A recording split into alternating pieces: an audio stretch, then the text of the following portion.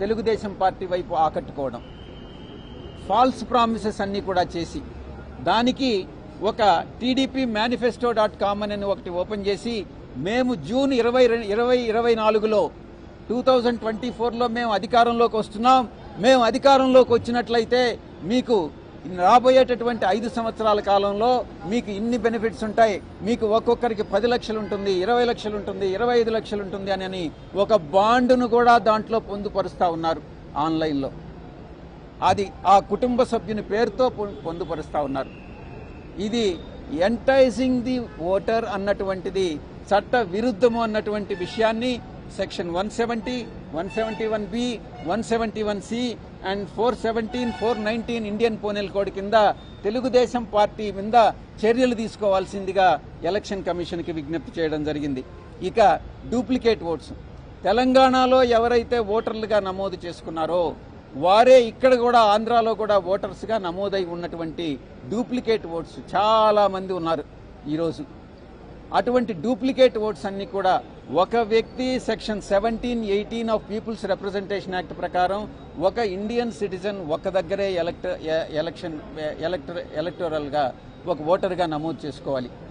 ఇటువంటి duplicate oats అన్ని కూడా రిమూవ్ చేయాల్సిందిగా ఎలక్షన్ కమిషన్కి విజ్ఞప్తి చేశాం.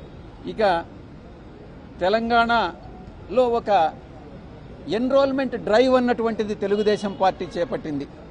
చాలా బోర్డులు ఉంటాయి, డిస్ప్లే చేస్తూ ఉంటారు. మీరందరూ రాండి, తెలంగాణలో ఎలక్షన్స్ అయిపోయి ఆంధ్రాలో ఎలక్షన్స్ జరుగుతాయి, ఇక్కడ ఉండేటటువంటి వాళ్ళందరూ కూడా ఆంధ్రాలో ఎన్రోల్ చేసుకోండి, ఓటర్స్గా ఎన్రోల్ చేసుకోండి అని చాలా డిస్ప్లే బోర్డ్స్, షాప్స్ అన్నీ కూడా ఓపెన్ చేయడం జరిగింది. ఇది చట్ట విరుద్ధం. ఒక వ్యక్తి ఒక దగ్గరే ఉండాలి. ఒకవేళ అలా చేయాలని అంటే తెలంగాణలో ఓటర్ లిస్టులో నుంచి డిలీట్ చేసిన తర్వాతనే ఆంధ్రాలో ఓటర్గా నమోదు చేసుకోవాలి.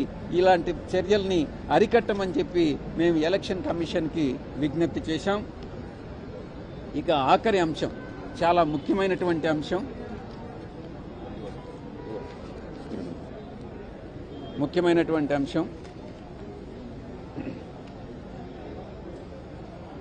నారా చంద్రబాబు నాయుడు, నారా లోకేష్, మిగతా తెలుగుదేశం పార్టీ లీడర్స్ వీళ్ళందరూ కూడా వైఎస్ఆర్ కాంగ్రెస్ పార్టీ పైన, గౌరవ ముఖ్యమంత్రి శ్రీ జగన్మోహన్ రెడ్డి గారి పైన అసభ్యకరమైనటువంటి పదజాలం వాడుతూ, అది యువగళం పేరుతో నారా లోకేష్ చేస్తున్నటువంటి పాదయాత్ర కావచ్చు, చంద్రబాబు నాయుడు పెట్టేటటువంటి సభలు కావచ్చు, ప్రతి దగ్గర కూడా అసభ్యకరమైనటువంటి పదజాలాన్ని వాడడం మేము ఎలక్షన్ కమిషన్ దృష్టికి తీసుకొచ్చాం. వీరి మీద ఇండియన్ పీనల్ కోడ్ కింద, క్రిమినల్ ప్రొసీజర్ కోడ్ కింద, Indian penal code, criminal procedure code కింద వీరి మీద క్రిమినల్ యాక్షన్ తీసుకోవాలి అన్నటువంటి విషయాన్ని ఎలక్షన్ కమిషన్ దృష్టికి తీసుకురావడం జరిగింది. ఇంకొక విషయం, నారా లోకేష్ ప్రతి దగ్గర కూడా ఎక్కడ పబ్లిక్ని అడ్రస్ చేసినా నేను ఒక ఎర్ర బుక్, ఆ బుక్ ఇదిగో ఎర్ర బుక్, నేను ఈ రెడ్ బుక్ ఉంది, ఈ రెడ్ బుక్లో ఎవరైతే అధికారులు వైఎస్ఆర్ కాంగ్రెస్ పార్టీకి పనిచేస్తారో, నిజానికి వైఎస్ఆర్ ఏ పొలిటికల్ పార్టీకి అధికారులు పనిచేయరు. అధికారులు ఎప్పుడు కూడా బ్యాలెన్స్డ్గానే ఉంటారు.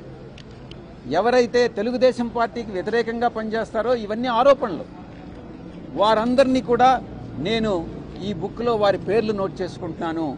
మేము అధికారంలోకి వస్తే, తెలుగుదేశం పార్టీ మేము అధికారంలోకి వస్తే ఈ ఆఫీసర్స్ అందరి మీద యాక్షన్ తీసుకుంటాం, వాళ్ళని సర్వీస్ నుంచి డిస్మిస్ చేస్తాం, వాళ్ళని జైల్లో పెడతాం అన్నటువంటి థ్రెట్స్ అన్నీ ఇస్తా ఉన్నాడు, భయభ్రాంతులకు గురి చేస్తూ ఉన్నాడు.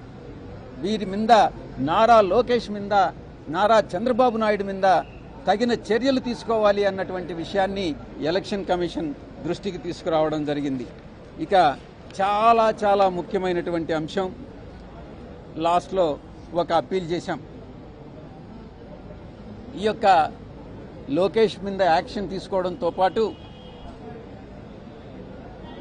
ఈ డెరిగేటరీ రిమార్క్స్ ఇవన్నిటినీ కూడా నివారించాల్సిందిగా, ఆఖరిగా చివరిగా ఎలక్షన్ కమిషన్ని మేము ఒకటి నివేదించాం. రిక్వెస్ట్ చేశాం. తెలంగాణలో పార్లమెంట్ ఎలక్షన్స్, ఆంధ్రప్రదేశ్లో పార్లమెంటు కానీ అసెంబ్లీకి కానీ ఎలక్షన్స్ ఒకే ఫేజ్లో ఒకే డేట్లో పెట్టండి.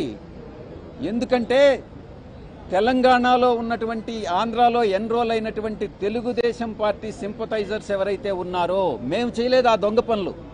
తెలుగుదేశం పార్టీ చంద్రబాబు నాయుడు గత 14 సంవత్సరాల్లో ఎప్పుడైతే రూల్ చేశాడో, ఆ రూల్ చేసినప్పుడల్లా ఈ యొక్క మోసపూరిత కుట్రపూరితంగానే అధికారంలోకి వచ్చాడు.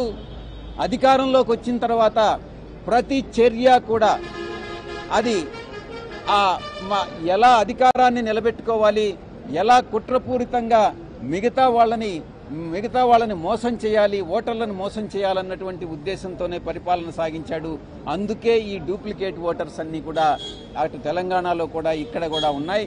కాబట్టి 2 రాష్ట్రాలకి ఒకే రోజు ఎలక్షన్ జరిపినట్లయితే అక్కడ ఓటేసి ఇక్కడ ఓటేసేటటువంటి అవకాశం ఉండదు. కనుక ఎలక్షన్ కమిషన్కి మేము ఒకే రోజు ఎలక్షన్ జరపాల్సిందిగా నివేదించడం జరిగింది. థ్యాంక్ యూ, ధన్యవాదాలు. చంద్రబాబు 3 పాయింట్లు లేవన్నారు సార్ మీకంటే ముందు. అందులో ప్రధానంగా వాలంటీర్స్ ఎన్నికలు నిర్వహిస్తున్నారనేది, 2600 మంది మహిళా పోలీసులు BLOలుగా పెట్టారని, కలెక్టర్లందరూ కూడా వైఏపీ నీటి జగన్ అనే కార్యక్రమం పాల్గొంటున్నారు. 14 సంవత్సరాలు ముఖ్యమంత్రిగా పనిచేసినటువంటి వ్యక్తికి ఎవరు ఎలక్షన్ ఆఫీసర్స్గా ఉండాలి, ఎవరు ప్రిసైడింగ్ ఆఫీసర్స్గా ఉండాలి అన్నటువంటి విషయం తెలియకపోవడం అన్నటువంటిది శోచనీయం. మీరేమో అక్రమాలు జరగలేదు అని చెప్తున్నారు, ఏది ఓటర్ విషయంలో కానీ ఏ కానీ. మరి ఒక పక్కన అధికారులు అయితే చర్యలు తీసుకుంటున్నారు, సస్పెండ్ చేస్తున్నారు, మరి ఏంటి? మేము అదే చెప్పాం ఎలక్షన్ కమిషన్కి. తెలుగుదేశం పార్టీ ఈ యొక్క బోగస్ కంప్లైంట్లన్నీ ఇస్తూ ఉంది. అధికారులపైన ఎక్కడైతే చర్యలు తీసుకుంటున్నారో ఆ చర్యలు తీసుకోవడం వైఎస్ఆర్ కాంగ్రెస్ పార్టీ చేసినటువంటి తప్పుల వల్ల కాదు.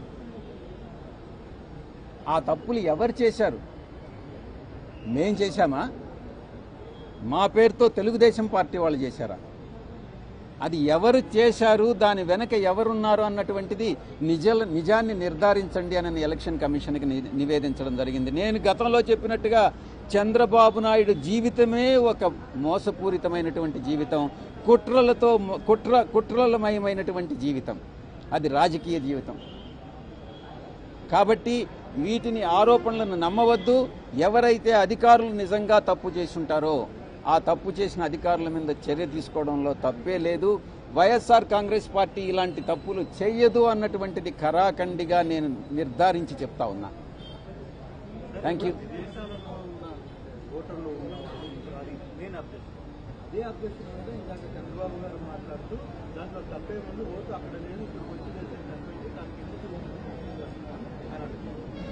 అక్కడ నుంచి నిజంగా ఇక్కడికి వచ్చి వేస్తే తప్పేం లేదు. వాళ్ళు ఇచ్చినటువంటి అడ్రస్ కానీ, వాళ్ళ ఓటర్ ఐడి కానీ, వాళ్ళు ఇచ్చిన ఆధార్ కార్డు కానీ ఏదైనా ఇచ్చుంటే అవన్నీ కూడా కరెక్ట్ అయితే తప్పు లేదు. అవి బోగస్ అయితేనే తప్పు.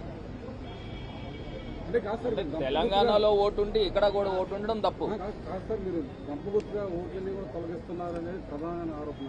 ఎందుకంటే పక్క రాష్ట్రాల్లో ఎవరైనా ఉద్యోగాలు చేసుకోవడానికి వల్ల ఓట్లు కూడా తొలగించిన పరిస్థితి. గంపగుత్తగా కంప్లైంట్లు ఇస్తున్నారు. మీరు మీ యొక్క క్వశ్చన్ని మీరు రెక్టిఫై చేసుకోండి.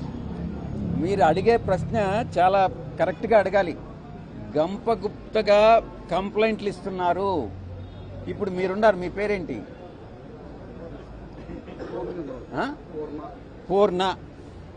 పూర్ణకి 175 నియోజకవర్గాల్లో ఒక 25 లక్షల మంది బోగస్ ఓటర్స్ ఉన్నారని ఖరాఖండిగా చెప్పగలడా?